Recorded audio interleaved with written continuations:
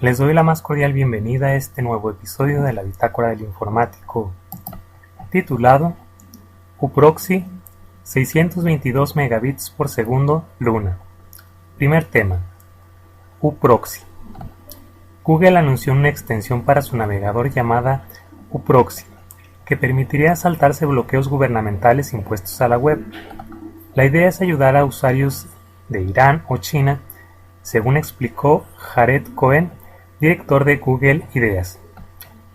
uProxy usa peer-to-peer para que personas alrededor del mundo entreguen una conexión confiable a Internet.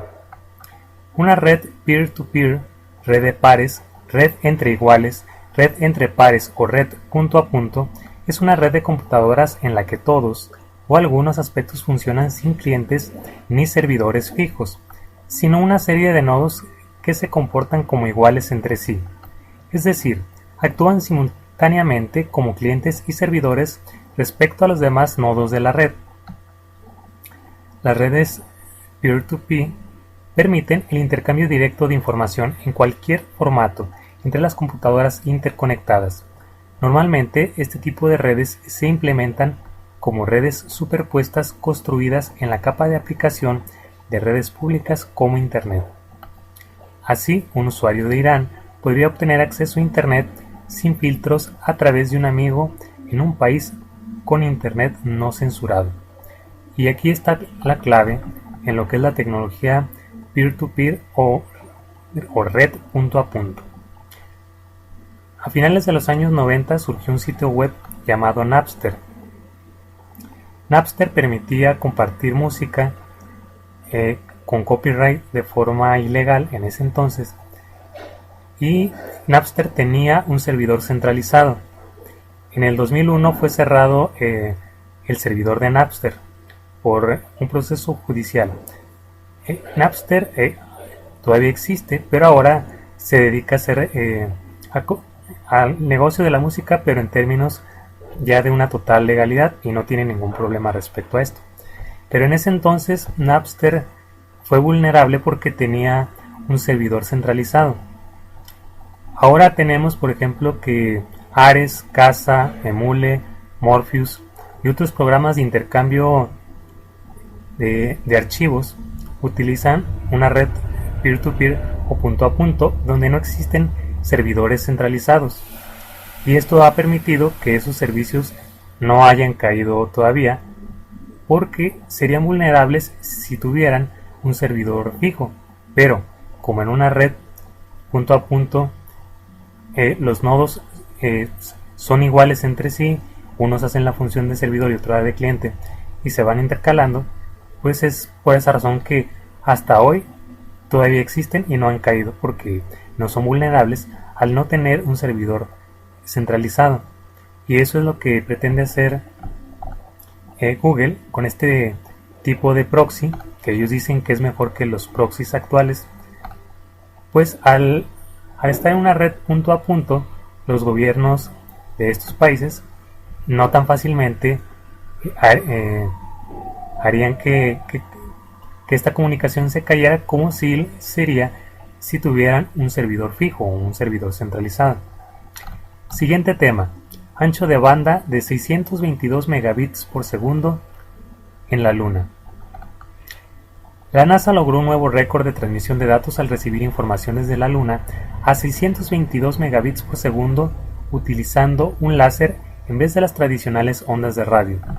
La agencia espacial utilizó pulsaciones de láser para transmitir datos desde una estación en Nuevo México a una nave espacial que orbita en torno a la Luna a 384.633 kilómetros de distancia de la Tierra, logrando además una velocidad de subida de 20 megabits por segundo sin errores.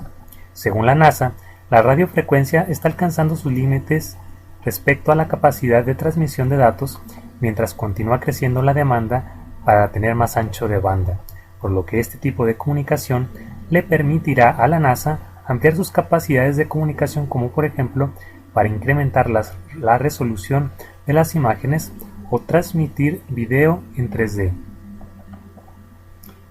Un láser es un dispositivo que utiliza un efecto de la mecánica cuántica, la emisión inducida o estimulada, para generar un haz de luz coherente de un medio adecuado y con el tamaño, la forma y la pureza controlados. Pues bien, dado que es muy importante para la NASA la comunicación con las naves que tiene en el espacio, pues es muy importante tener este ancho de banda, el cual para términos de un usuario casero como nosotros podría ser una barbaridad, pero que viene siendo apenas justo para la NASA, porque como ustedes saben, la transmisión de video ocupa ancho de banda y la transmisión en video en 3D, como lo requiere la NASA, requiere mucho más ancho de banda. Es por eso que se da este ancho de banda de la Tierra a la Luna de 622 megabits por segundo. En México, por ejemplo, en mi país, el servicio de mayor velocidad que tenemos lo da una empresa que se llama Axtel Extremo, y está a 200 megabits por segundo, que viene siendo poco menos de un tercio de lo que utiliza la NASA. Para un usuario casero, el tercio de lo que utiliza la NASA y que tenemos en México es una barbaridad. Y para la NASA, 622 megabits por segundo pues viene siendo apenas suficiente y tienen la perspectiva de aumentarlo más. Había hablado en un episodio anterior de este micropodcast, la Bitácora del Informático, de que en una universidad en China se están realizando pruebas y estudios para que se pueda transmitir internet a través de la luz. Es decir, que aprovechando que la mayoría de las casas tienen una lámpara, pues bien a través de esto poder recibir internet. Viene siendo lo que está haciendo la NASA algo similar, pero ellos, claro, al ser la agencia espacial de una superpotencia y con el presupuesto que ellos tienen, pues están muchísimo más adelantados. Mientras que en esta universidad de China están apenas en los inicios de la investigación de transmitir internet por medio de luz, pues en la NASA están transmitiendo datos a través de luz, porque a final de cuentas un láser es un haz de luz coherente concentrado, y es lo mismo, pero en la NASA están mucho más adelantados.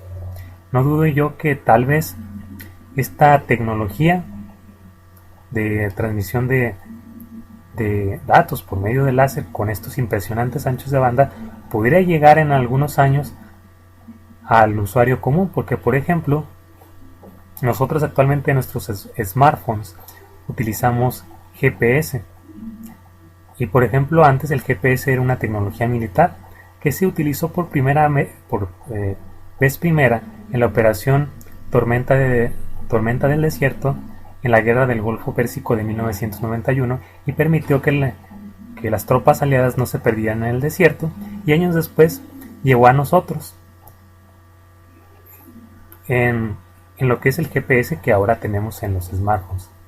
Y no sé, tal vez esta tecnología algún día nos pueda permitir tener estos impresionantes anchos de banda en nuestras casas.